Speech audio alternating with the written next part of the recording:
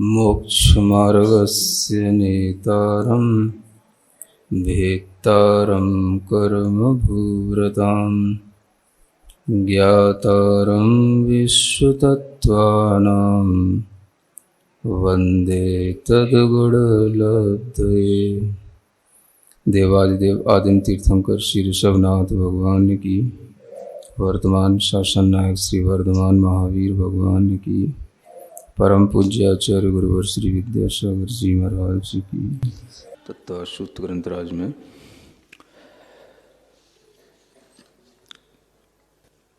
संवर के कारणों का वर्णन करते हुए 9वें अध्याय में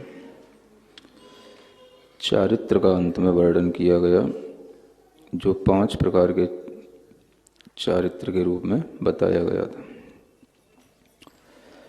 उसी चारित्र के बाद में यहाँ पर अब तप का कथन आता है। अगर हम प्रारंभ में सूत्रकार की भूमिका देखें तो संवर के सभी कारणों का वर्णन करने के बाद में तपसा निर्जराचा एक सूत्र और भी दिया था। उसी को ध्यान में रखते हुए गुप्ती से लेकर के चारित्र तक के सभी भेदों का वर्णन करने के बाद तप विशेष से जो कर्म की निर्जरा होती है उस तप का वर्णन करने के लिए यहाँ पर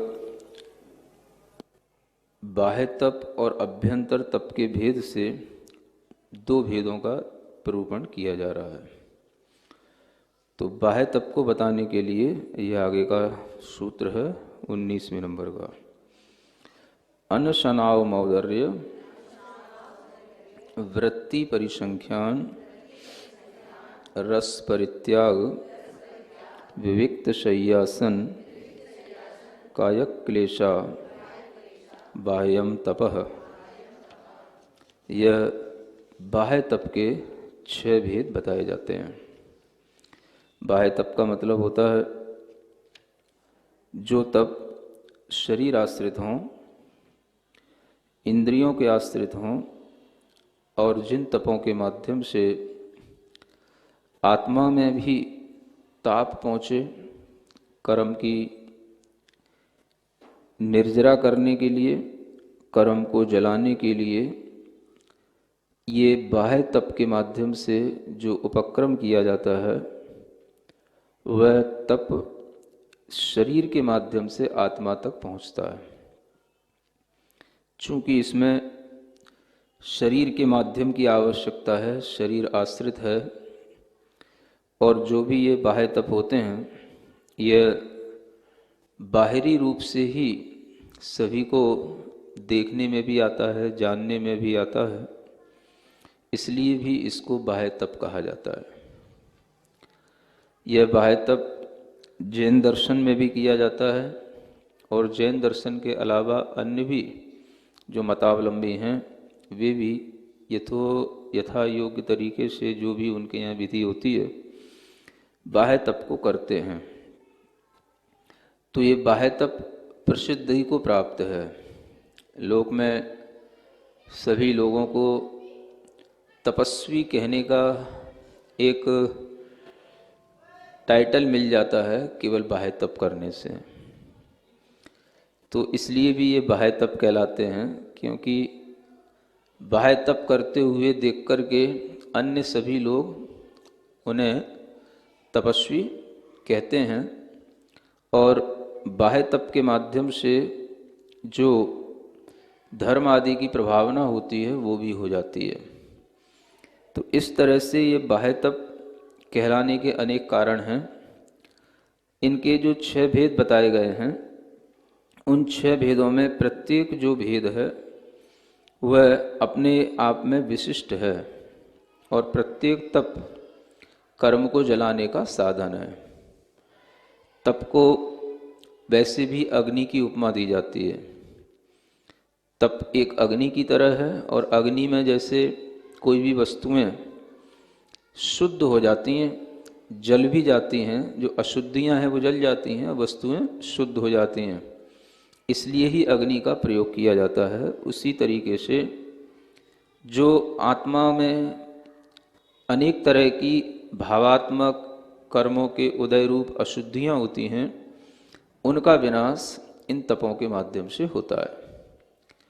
तो इन तपों के माध्यम से आत्मा के कर्म भी जलते हैं और कर्मों के जलने पर शरीर और मन भी स्वस्थ होता है, क्योंकि जब तप आत्मा में होगा तो उससे शांति शरीर को भी मिलेगी, मन को भी मिलेगी।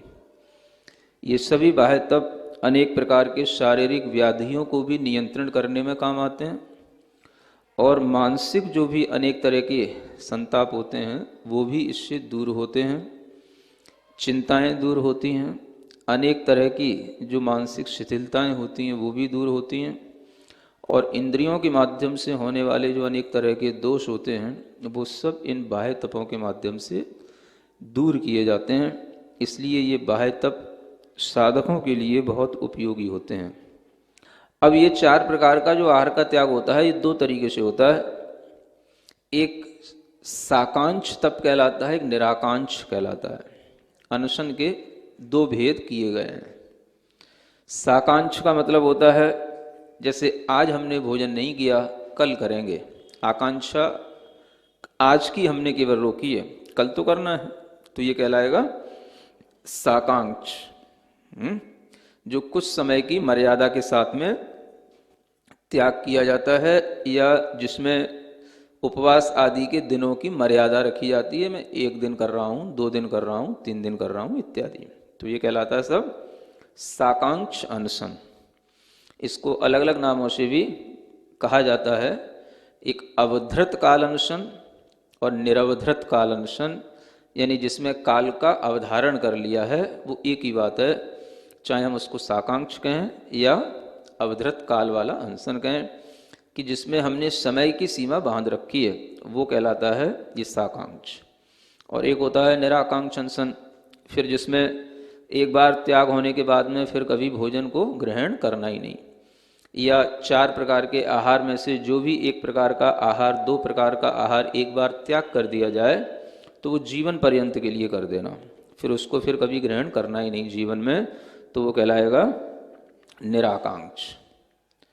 तो ऐसा कब होता है? मुख्य रूप से जब समाधि मरण किया जाता है तब ये मुख्य रूप से इस तरह से निराकांक्ष भेद के माध्यम से असन का त्याग किया जाता है। इस तरह का अनशन तब बन जाता है। कभी कभी क्या होता है कि तप करना सरल होता है, लेकिन तप के बाद जो पारणा की जाती है उसका जिन्हें ज्ञान नहीं होता है तो वो रोग और पैदा कर लेते हैं। तप करने से तो रोगों का शमन होता है, तो एक दिन में तो जो रोग थे वो थोड़ा शमित हो जाते हैं, लेकिन जब पारणा की जाती है तो उस पारणा में चूंकि भोजन का त्याग बहुत घंटे हो गए, 24 घंटे ये और कुछ घंटे पहले के दिन के भी और लगा लो, तो इस तरीके से जब वो बहुत समय हो जाता है तो जिन्हें पारणा का ज्ञान नहीं होता है वो भी कुछ गलतियां भोजन की आसक्ति के कारण से कर लेते हैं, तो उनकी कुछ फिर जो शरीर में व्याधियां हैं वो कई बार बढ़ भी जाती हैं।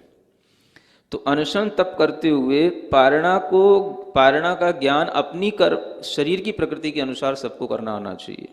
तो इस अनशन तप को करते हुए सब प्रकार से इंद्रियों का नियंत्रण हुआ, मन का नियंत्रण हुआ, और मन का जो स्वाध्याय ध्यान आदि धर्म ध्यान के रूप में निरंतर लगने का जो उसे एक समय मिलता है या उसे एक उपयोगिता मिलती है वो अनशन तप के साथ ही हो पाती है।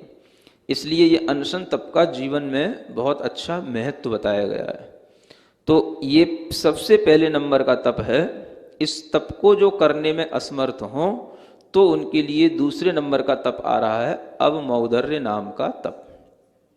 क्या कहा जाता है? अवमौदर्य। जिन्हें पित्त प्रकृति ज़्यादा होती है, जिन्हें उपवास करने के बाद में फिर कुछ भी करने की हिम्मत ही नहीं रह जाती है, या उपवास करने के बाद नींद बहुत आती है, दिन भर पड़े रहने की इच्छा रहती है, कोई भी अपना भी शरीर उठा बैठा करके काम कुछ करने की इच्छा नहीं होती है, तो उनके लिए आचार्य कहते हैं कि अगर आप ऐसा करते हैं तो ये तो फिर आपके लिए आलस्य बढ़ गया। इससे तो फिर जो है आलस्य में आपने जीव हिंसा भी होगी, क्योंकि आप कहाँ पड़े हो, कैसे चल रहे हो, कैसे बैठ रहे हो, कुछ भी आपके लिए अप्रमत्त भाव रहेगा नहीं। तो ये सबसे पहले नंबर का तप है। इस तप को जो करने में असमर्थ हों तो उनके लिए दूसरे नंबर का तप आ रहा है अवमौदर्य नाम का तप। क्या कहा जाता है? अवमौदर्य। जिन्हें पित्त प्रकृति ज़्यादा होती है, जिन्हें उपवास करने के बाद में फिर कुछ भी करने की हिम्मत ही नहीं रह जाती है, या उपवास करने के बाद नींद बहुत आती है, दिन भर पड़े रहने की इच्छा रहती है, कोई भी अपना भी शरीर उठा बैठा करके काम कुछ करने की इच्छा नहीं होती है, तो उनके लिए आचार्य कहते हैं कि अगर आप ऐसा करते हैं तो ये तो फिर आपके लिए आलस्य बढ़ गया। इससे तो फिर जो है आलस्य में आपने जीव हिंसा भी होगी, क्योंकि आप कहाँ पड़े हो, कैसे चल रहे हो, कैसे बैठ रहे हो, कुछ भी आपके लिए अप्रमत्त भाव रहेगा नहीं। तो इस तरीके की स्थिति ना बने तो आचार्य कहते हैं आप अवमौदर्य भी तप समझें, वो भी एक तप है। अवमौदर्य का मतलब अवम माने होता है न्यून, उदर माने तो उदर होता है, और उदर से ही बन जाता है औदर्य। उदर के अंदर जो भाव है, उदर का भाव औदर्य कहलाता है। तो उदर में जो पहुँचे उससे जो भाव आता है उस भाव को थोड़ा सा कम रखना, यानी उदर को थोड़ा सा कम भरना, है ना, परिपूर्ण नहीं होना, इसका नाम कहलाता है अवमौदर्य नाम का तप। तो ये अवमौदर्य तप भी बड़ा हितकारी है शरीर के लिए भी। आचार्यों ने इसके लिए बताया है कि जिनके लिए जो वात पित्त कफ होते हैं, कुपित होते हैं, तो वो नियंत्रित भी हो जाते हैं थोड़ा भूख से कम खाने से। और भूख से थोड़ा कम खाने से पाचन भी अच्छा रहता है। भूख से थोड़ा कम खाने से जिनके पेट में कृमि आदि रोग होते हैं वो भी नियंत्रित हो जाते हैं, वो व्याधि भी दूर हो जाती है। तो इस अवमौदर्य तप के भी बड़े फायदे हैं। शरीर विज्ञान की दृष्टि से अनशन तप के भी बड़े फायदे हैं और अवमौदर्य तप के भी बड़े फायदे हैं। अनशन तप के माध्यम से तो शरीर में ऐसे ऐसे एंजाइम बनते हैं जो किसी और मेडिसिन से नहीं बन सकते, इंजेक्शन से नहीं बन सकते, वो केवल अनशन तप के माध्यम से बनते हैं। आंतों के अंदर ऐसे ऐसे एंजाइम्स बन करके आंतों की सफाई करते हैं, शरीरगत रोगों को दूर करते हैं, जो एंजाइम प्रकृति से स्वयं अनशन के माध्यम से बन जाते हैं, किसी और डॉक्टर की दवाई से नहीं बन सकते हैं। जितने भी तरीके के कैंसर वगैरह होते हैं तो उन कैंसरों का सबसे बड़ा इलाज ये अनशन तप बताया गया है, वो कैंसर नियंत्रित रहता है। तो अंततः समाधि के समय पर भी यह अनशन तप ही हितकारी होता है। तो अनशन तप से भी शारीरिक व्याधियां दूर होती हैं और अवमौदर्य तप से भी शारीरिक व्याधियां दूर होती हैं। जब आप भूख से कम भोजन करेंगे तो थोड़ी सी जो अग्नि बची रह गई है वो उस भोजन को अच्छे ढंग से पचाएगी। उदर में अग्नि होती है तो आप ऐसे ही समझें कि जैसे अग्नि के ऊपर आपने कोई दूसरा पदार्थ उतना डाल दिया कि वो अग्नि बिल्कुल दब गई, है ना। तो जब वो अग्नि दब ही गई तो फिर उस अग्नि से होने वाला काम नहीं हो पाएगा। जो उस पदार्थ को क्या करना था, शुद्ध करना था, पचाना था, वो नहीं हो पाएगा। तो वो अगर आवश्यकता से ज़्यादा हो गया तो फिर वो दूसरे दिन के लिए अग्नि उसमें रहेगी ही नहीं। तो अग्नि थोड़ी सुलगती रहनी चाहिए। सुलगना समझते हो, है ना। हाँ, सुलगती रहेगी तो थोड़ा सा भी ईंधन डालोगे, फूंकनी से फूंक दोगे, अपने आप उसमें फिर से प्रज्वलित हो जाएगी। तो ऐसे ही भोजन में थोड़ी सी कमी होने से जो उदर में अग्नि है वो उस दिन के भी भोजन को पचा के अच्छे रखेगी और दूसरे दिन भी वो अग्नि बनी रहेगी। उसे आपको फिर से अग्निमांद नाम की एक बीमारी होती है, अग्निमंदता हो गई, माने जिसकी अग्निमंदता हो जाती है फिर उसको भूख ही नहीं लगती, तो वो अग्निमांद भी एक बीमारी हो जाती है। तो उसके माध्यम से फिर वो कुछ भी खाने की इच्छा नहीं होगी और खा लेगा तो उसको वो पचेगा नहीं। तो अवमौदर्य तप इसमें सहायक होता है। इसलिए यह अवमौदर्य तप भी जो अनशन करने में असमर्थ होते हैं उनके लिए भी एक तप करने का एक साधन दिया गया है। और इस प्रकार का तप करने से निद्रा पर भी नियंत्रण हो जाता है, क्योंकि किसी किसी को मतलब आहार जिस दिन नहीं होता, अनशन होता है, उस दिन उन्हें बहुत नींद आती है, तो निद्रा पर नियंत्रण नहीं होता है। लेकिन अगर थोड़ा सा कम खा लिया जाए तो निद्रा पे नियंत्रण आ जाता है। आलस्य को हम जीत सकते हैं, है ना। अब कम खाने का अपनी अपनी इच्छा, अपनी अपनी शक्ति, अपनी अपनी शरीर की स्थिति के अनुसार समझना चाहिए। वैसे तो आचार्यों ने कहा है कि पुरुष के लिए 32 ग्रास पर्याप्त होते हैं। कितने ग्रास, है ना। अब ग्रास मतलब ये समझना कि जैसे 1000 चावल का 1 ग्रास होता है। ग्रास का प्रमाण क्या होता है? 1000 चावल कितने होंगे? हैं? हाँ, काफी हो जाता है। 1000 चावल गिन के तो लाना पहले, है ना। ऐसे 32 ग्रासों से पुरुष का पूर्ण भोजन कहा गया है। और स्त्री के लिए 28 ग्रास ही पर्याप्त हो जाते हैं। समझ आ रहा है? तो 32 ग्रास में से अगर आपने 1 ग्रास भी कम किया तो भी ऊनोदर हुआ। समझ आ रहा है? ये कहलाएगा जघन्य ऊनोदर। अगर आपने 2, 4, 10, 15 ग्रास कम कर लिए तो ये कहलाएगा मध्यम ऊनोदर। और 32 में से अगर आपने 31 ग्रास कम कर दिए और केवल 1 ही ग्रास लिया तो कहलाएगा उत्कृष्ट ऊनोदर, है ना। तो इस तरह से ये ऊनोदर के भेद हैं, जघन्य, मध्यम, उत्कृष्ट। तो अपनी शक्ति के अनुसार इस तरह से इन तपों में भी आनंद लिया जाता है। और अपनी शक्ति का परीक्षण करने के लिए, शक्ति की वृद्धि करने के लिए, और अपने जो तरह तरह के शारीरिक जो आलस्य आदि व्याधियां हैं या मानसिक कमजोरियां हैं उनको भी दूर करने के लिए इन तपों का आलम्बन लिया जाता है। तो इसलिए कह रहा था कि तप के माध्यम से मानसिक जो विकृतियां हैं वो भी जलती हैं और शारीरिक जो व्याधियां हैं वो भी दूर होती हैं। तो वस्तुतः इनको करने वाला ढंग से समायोजित करके अपने सब तरीके के ज्ञान के माध्यम से इसको करे तो उसके लिए लाभ मिलता है। तो ये अवमोदर्य तप का भी बहुत बड़ा लाभ है।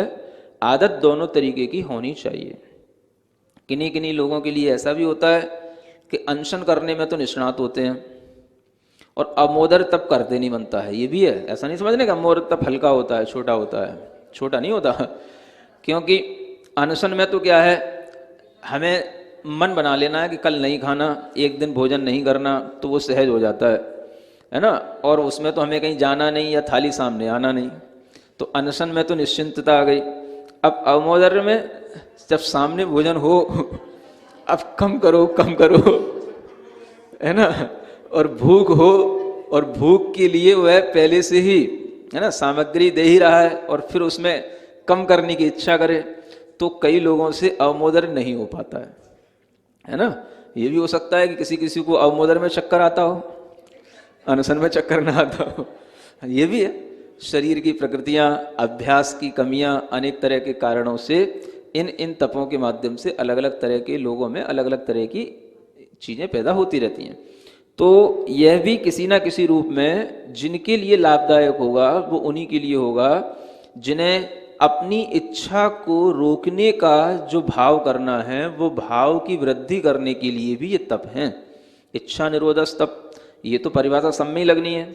तो इच्छाएं रोकने के तरीके कई हैं।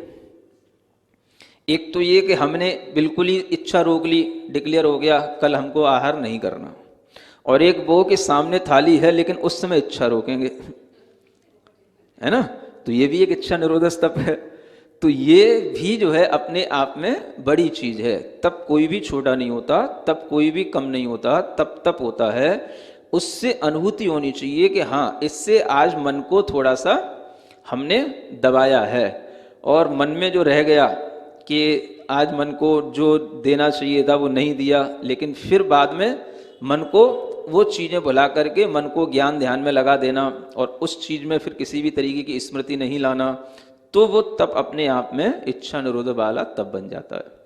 तो तप के फायदे हैं, करने की कला आनी चाहिए। ये भी सब अपने आप नहीं होते हैं, सब थोड़े से संभाल करके कला के साथ किए जाते हैं। ये भी एक आर्ट है, तप करना भी कला होती है ना। ऐसा नहीं है कि हम सब अनशन कर लेंगे, छोड़ के बैठ गए, है ना। लेकिन कैसे छोड़ना, छोड़ के बैठ गए तो उस दिन क्या करना, कैसे फिर दूसरे दिन पारणा करना, अनेक तरह से जो ये चीज़ें सीखने योग्य होती हैं, उन सब चीज़ों को सीख करके ही ये तप करना चाहिए। तो ये भी अच्छा तप है।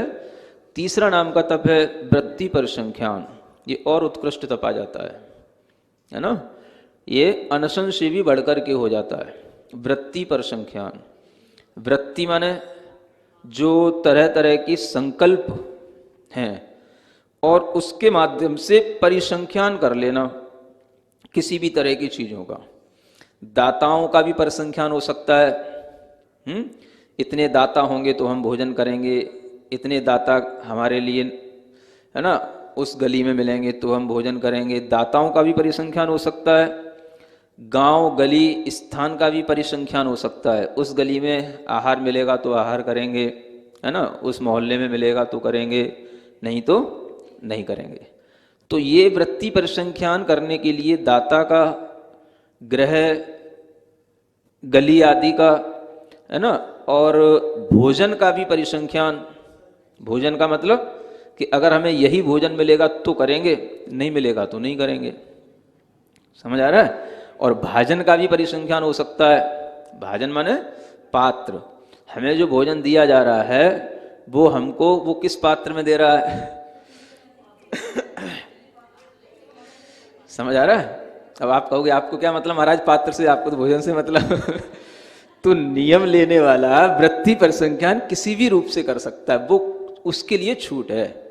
आप कहोगे ये चीज आप लेते थे, अब आप आज क्यों नहीं ले रहे हैं, तो उसका कोई वृत्ति परिसंख्यान हो सकता है कि हमें ये चीज इस रूप में मिलनी चाहिए, वो उस रूप में नहीं मिल रही है। इस पात्र में मिलनी चाहिए, वो उस पात्र में नहीं मिल रही है। वो उसका अपना वृत्ति परिसंख्यान है। तो वो क्यों है? वो उसका अपना तप है, वो आप नहीं समझ सकोगे। और वो तप से वो अपने, देखो, अपने मन को नियंत्रित रखता है। उसे वो चीज लेना भी है, लेकिन वो ये देख रहा है अगर इस विधि से मिलेगी तो लूंगा, नहीं मिलेगी तो नहीं लूंगा। तो लेना तो है, अब वो दे दे उस विधि से तो ले लेगा, और नहीं मिलती है तो क्लेश नहीं करेगा। बाद में चिल्लाएगा नहीं, तुझे देना नहीं आता, कि तूने ऐसे दे दिया, कि वैसे दे दिया, कि तुझे विधि मिलानी नहीं आती, कि ऐसा कुछ नहीं कहेगा। समता भाव से आनंद लेगा। देखो मेरे पुण्य में कितना है वो ये देखता है। इससे पुण्य की एक पैमाना है ये, कि मेरे भाग्य में कितना है, थोड़ा ये भी तो देखें। ऐसा थोड़ी नहीं कि बिल्कुल हाथ खुले रख दिए जो भी आया चलता रहे तो वो अपने थोड़ा सा पुण्य भी देखता है कि वह हमारे भाग्य में होगा तो हमें वो विधि मिल जाती है, मिल जाएगी, है ना। उतनी ही लेता है जितनी उसके अंदर सामर्थ्य होती है। 1 दिन की भी ले सकता है, 2 दिन की भी ले सकता है, 3 दिन की भी ले सकता है, कितने ही दिन की ले सकता है। यहां तक भी ले सकता है कि जब तक इस तरह की विधि नहीं मिलेगी मैं आहार ग्रहण करूंगा ही नहीं। या आहार ग्रहण करते हुए भी कोई भी जो वस्तु है, वस्तु विशेष जो हमें लेना है, वो अगर इस विधि से मिलेगी तो लूंगा, अन्यथा देखता हूं कब तक त्याग चलेगा इसका। तो वो क्या कहलाएगी? उसका त्याग कहलाएगा। समझ आ रहा है। तो ये वृत्ति परिसंख्यान है। ये जो है अपनी इच्छा को रोकने के लिए ये एक बहुत बड़ा उपक्रम है। तो इसमें जो अनशन होता है, अमोदर्य होता है, उससे भी ज्यादा इसमें इच्छा पे नियंत्रण होता है।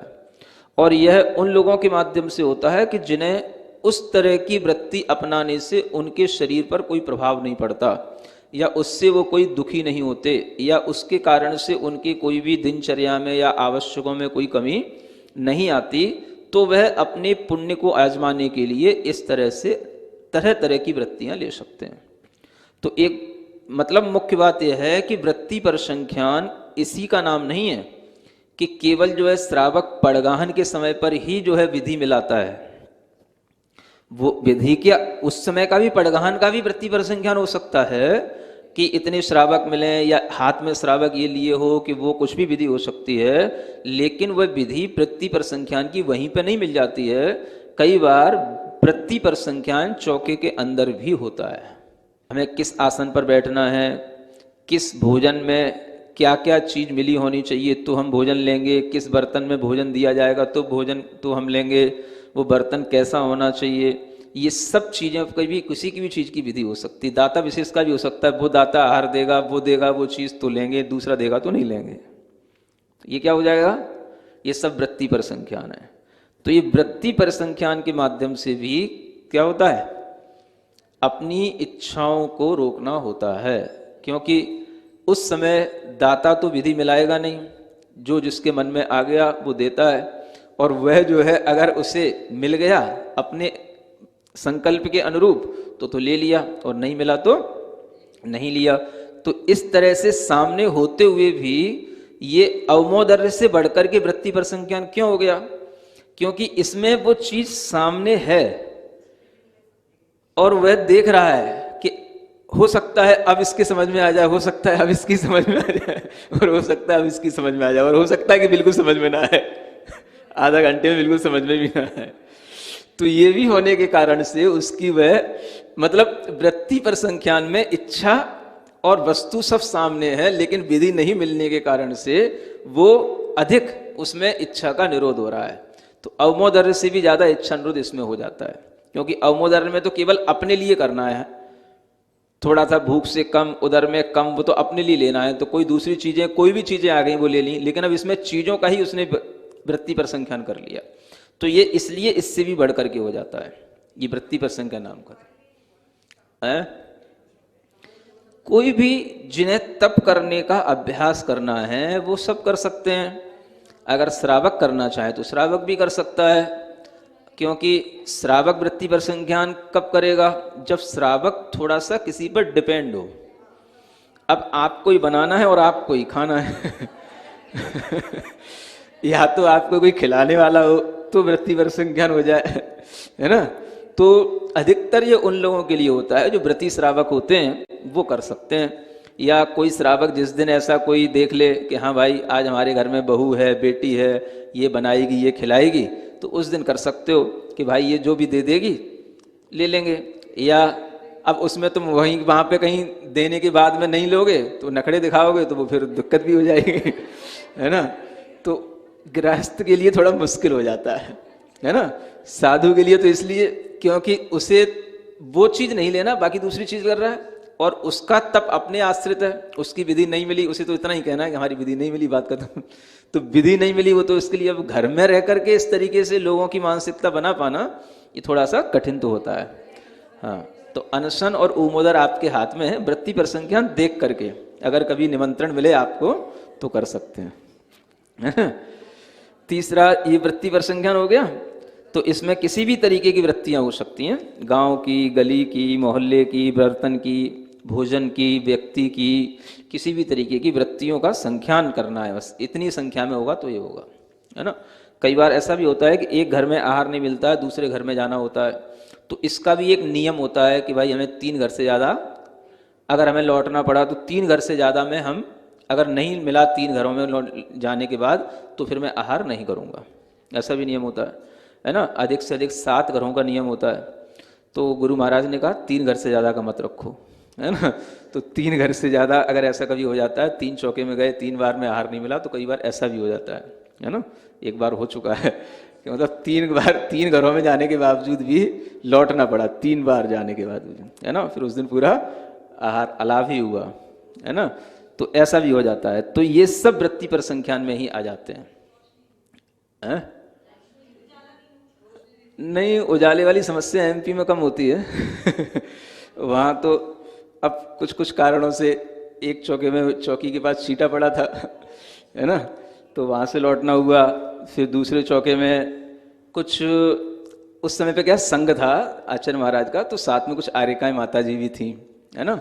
तो चौके में एक माता जी पहले से थी, तो ऐसा लगा कि कहीं इनका कुछ जो है स्वास्थ्य वगैरह अनुकूल नहीं है तो इनको दिक्कत ना हो, चलो अपन दूसरी जगह चले जाएंगे। तो ऐसे लौटे, तो फिर तीसरी जगह चले गए। और तीसरी चौके में जो माता जी थी उनका थोड़ा सा आहार शुरू हो गया था, तो फिर वहाँ से भी लौटना पड़ा, फिर वो पूरा ही हो गया। तो ऐसे करके कई मतलब कुछ, तो ये भी एक अपना वृत्ति पर संख्यान है ना। तो इस तरह से होता है। तो कभी भी साधु के लिए कोई भी तरह का तप करने में इस तरह की मानसिकता उसकी हमेशा रहती है। तो वो चला के ही होता हो ऐसा नहीं है, अपने आप भी सहज कई बार हो जाता है। तो रस परित्याग ये चौथा तप है ना। तो रस परित्याग तो आप जानते ही हैं, है ना। दूध घी, घी तेल, दूध दही और मीठा नमक, ये 6 रस होते हैं बस है ना। तो इन 6 में से 5 का त्याग कर लो, 4 का कर लो, 3 का कर लो, 2 का कर लो, या एकाध रसों का भी त्याग रस परित्याग कहलाता है। सब अपनी अपनी शक्ति के अनुसार करते हैं। अथवा ये भी 5 रस होते हैं, जो कड़वा, कसायला, तीखा, चरपरा, है ना, और नमकीन, ये भी 5 प्रकार के ऐसे भी रस बन जाते हैं। तिक्त, कड़वा, कसायला, कोई भी तरीके का, जैसे आज हम चरपरा नहीं खाएंगे, या आज हम तीखा नहीं खाएंगे, या आज हम, है ना, नमकीन नहीं लेंगे, कोई भी तरीके के रसों का त्याग करके भोजन करना, कहने का मतलब ये रस परित्याग नाम का तप है। तो इससे भी बहुत फायदे हैं, क्योंकि रस ही जो होते हैं वो शरीर के अंदर कई बार अनेक बीमारियों के कारण बनते हैं। अगर आप रसों पर नियंत्रण रखेंगे तो बहुत सी बीमारियां इसी से नियंत्रित हो जाती हैं।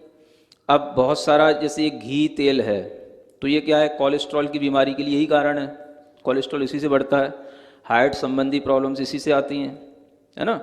जो ये दूध दही है, ये सब ये थोड़ा सा फैट बढ़ाने के लिए होता है, और सब तरीके का, है ना, ओबेसिटी इसी से बढ़ती है। तो ये भी बीमारियां सब रसों से ही तो बढ़ती हैं। और जो मीठा नमक है ना, तो नमक भी नुकसानदायक होता है किडनी के लिए, है ना, और मीठा भी जो है डायबिटीज़ के लिए कारण तो है ही है।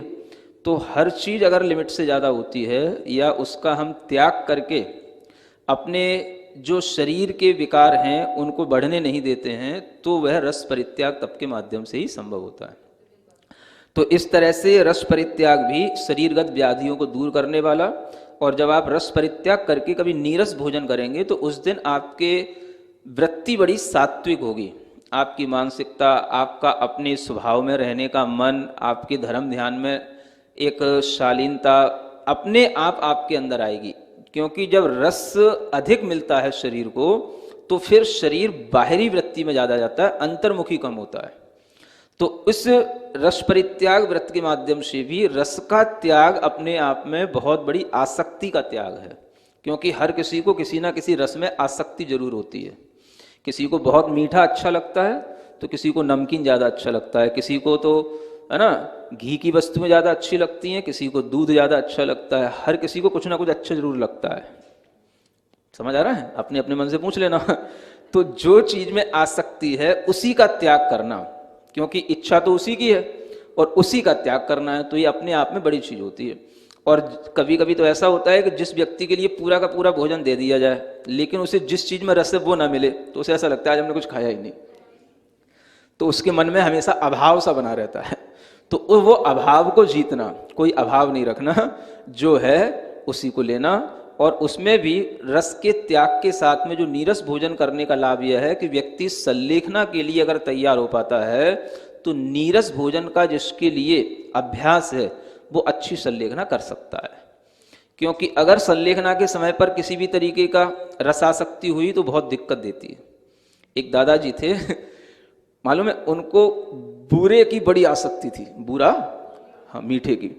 तो वो क्या करते थे कि मतलब व्रती थे वो, तो जैसे उनके लिए इतनी छूट रहती थी, आपको अपना मन चाहे लेना है, लेकिन उनकी एक आदत थी, क्या करते थे, 1 गिलास दूध है तो 1 गिलास दूध में कम से कम 4 चम्मच बूरा डालते थे, बड़ा वाला चम्मच। समझ आ रहा है ना?